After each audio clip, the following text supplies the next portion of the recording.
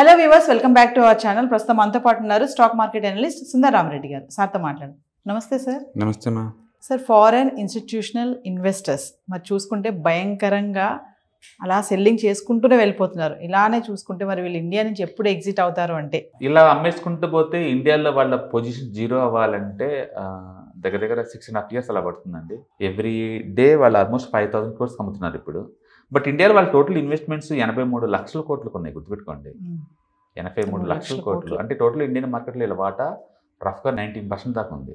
Okay, మొత్తం ఇది రఫ్గా 4 లక్షల కోట్లు ఉంది కదా, 4 లక్షల కోట్లు ఇలా వాటా 90% దాకా ఉంది. అంటే ఆల్మోస్ట్ 83 లక్షల కోట్లు ఈ పాయింట్ ఆఫ్ టైంలో ఇండియన్ ఇన్వెస్ట్మెంట్స్. ఇలా రోజుకి 5,000 కోట్లు అమ్మేసుకుంటూ పోతున్నారు అనుకోండి, మనకి రఫ్గా మనం క్యాలిక్యులేట్ చేసుకుంటే 1660 days వస్తుంది. ఇది 83 లక్షల కోట్లని డైలీ 5,000 కోట్లు వాళ్ళు అమ్మేసుకుంటూ పోతుంటే నెట్ వచ్చేకల్లా 1660 days వస్తుంది. దాన్ని మనం ఇయర్స్గా మార్చామనుకోండి 4.5 years అవుతుంది. 4.5 years. కానీ సాటర్డే సండే మార్కెట్లో ఉండవు కదా, అది కూడా తీసేసి మనం యాడ్ చేసామనుకోండి 6.6 years పట్టింది. అంటే 6 సంవత్సరాల 6 నెలలు పట్టింది వాళ్ళు నిజంగా అమ్మేసుకుంటూ పోతే. బట్ మనం అలా అనుకుంటాం కానీ వాళ్ళు అమ్మినంత మాత్రం మార్కెట్ పడిద్దని కానీ కదండి. వాళ్ళు ఇప్పటి వరకు మనం చూసుకుంటే వాళ్ళు ఆల్మోస్ట్ ఒక 7 సినారియోలో వాళ్ళు అమ్మేసుకున్న మార్కెట్ పడలేదండి. ఫర్ ఎగ్జాంపుల్ లాస్ట్ ఇయర్ వాళ్ళు అమ్మింది 3 లక్షల కోట్లు, 3.9 lakh crore లాస్ట్ ఇయర్ అమ్మింది. స్టిల్ ఈ నిఫ్టీ 8% వచ్చింది. ఓకే, అంతకుముందు ఇయర్ ఆల్మోస్ట్ 1,500 కోట్లకు అమ్మారు, స్టిల్ నిఫ్టీ నీకు 20% పోయింది. అంతకుముందు ఇయర్ 2022లో 2.7 lakh crore అమ్మారు, స్టిల్ మార్కెట్ 6% పోయింది. అందుకని వాళ్ళు అమ్ముతుంటే వాళ్ళు అమ్మిన ఇయర్ నిఫ్టీ పడింది హిస్టరీలో 2008 నుంచి ఇప్పుడు తీసుకుంటే 3 సార్లేనండి. ఓకే, కానీ వాళ్ళు అమ్మింది కనీసం 10 times అమ్మారు. వాళ్ళు ఎక్కువ అమ్మేదే ఉంటుంది కొనేదానికన్నా కూడా. బట్ స్టిల్ మార్కెట్ వాళ్ళు అమ్మినప్పుడే పట్టలేదు. అందుకని ఇప్పుడు మార్కెట్ పట్టడానికి సైకిల్ నేచర్ అని చెప్పండి తప్ప ఎఫ్ఐఎస్ ఒక రీజన్ ఒక్కళ్ళే కాదు, రీజను అదొక రీజను. బట్ దాంతోపాటు సైకిల్ నేచర్ మార్కెట్ అది నడుస్తుంది. దానివల్ల మార్కెట్ పడుతుంది తప్ప అచ్చం ఎఫ్ఐఎస్ అమ్ముతున్నారు కాబట్టి పడుతుంది అని ప్రూవ్ చేయలేవు. ఎందుకంటే అలా ప్రూవ్ చేయాలనుకుంటే లాస్ట్ ఇయర్ వాళ్ళు బీభత్సంగా అమ్మారు last year. But Nifty still 8% పెరిగింది.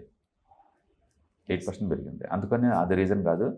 బేసికల్ ఏంటంటే ఎవ్రీడే వాళ్ళు 20,000 కోట్లకి కొంటూ ఉంటారు. అంటే అందులో 15,000 కోట్లకి అమ్మేయటం, లేదా 15,000 కోట్లు కొనటం చేస్తూ ఉంటారు. ఆ బయింగ్ సెల్లింగ్ మధ్య డిఫరెన్స్ 5,000 కోట్లు ఉంటుంది అనమాట. అది చూసి మనం వాళ్ళు రోజు అమ్ముతున్నారేమో అనుకుంటాను. లేదు, పోర్ట్ఫోలియో షిఫ్ట్ చేస్తున్నారు.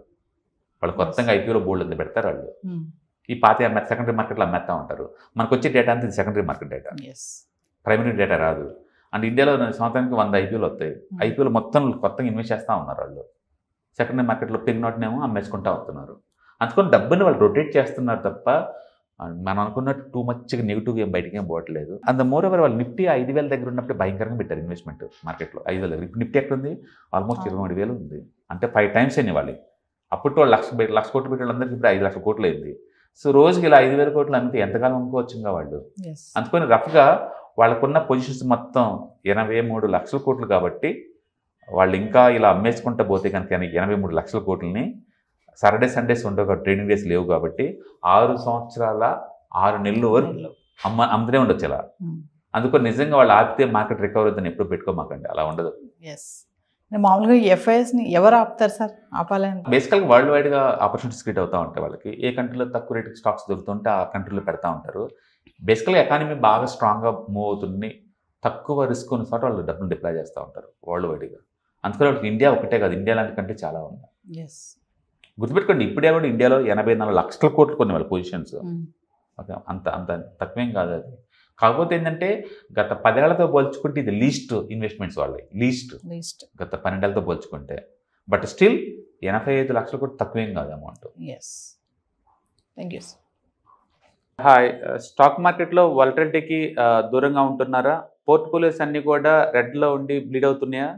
అంటే స్టాక్ మార్కెట్లో ఉండి సస్టైనబిలిటీ ఉన్న బిజినెస్ మోడల్ లాగా, లేదా స్టాక్ మార్కెట్ లాంగ్ టర్మ్లో మంచి వెల్త్ క్రియేట్ చేసుకునేలాగా ప్లానింగ్స్ ఏమైనా ఉన్నాయా? అయితే అలాంటి వాళ్ళ కోసం ఈ ప్రోగ్రామ్ అండి. ETFs, index funds and mutual funds. మా స్టాక్ మార్కెట్లో ఉండి కూడా సెక్యూర్ వేలో మనీ మేక్ చేసుకునే పద్ధతి ఏదైనా ఉందంటే రిటైలర్స్కి ఈ 3 అనమాట. దీంట్లో కాంప్రహెన్సివ్గా మీకు ట్రైనింగ్ అండ్ గైడెన్స్ దొరుకుతుంది. అండ్ వీకెండ్స్లో జరిగే ఈ ప్రోగ్రామ్లో అటెండ్ అవడం ద్వారా ETFs, index funds and mutual ఫండ్స్లో మీ నాలెడ్జ్ పెంచుకోండి. మీ పోర్ట్ఫోలియో మీరే మెయింటైన్ చేయడం ద్వారా ఇయర్లీ యావరేజ్ మీద 20 to 30% మనీ మేక్ చేసుకోండి. All the best. Thank you.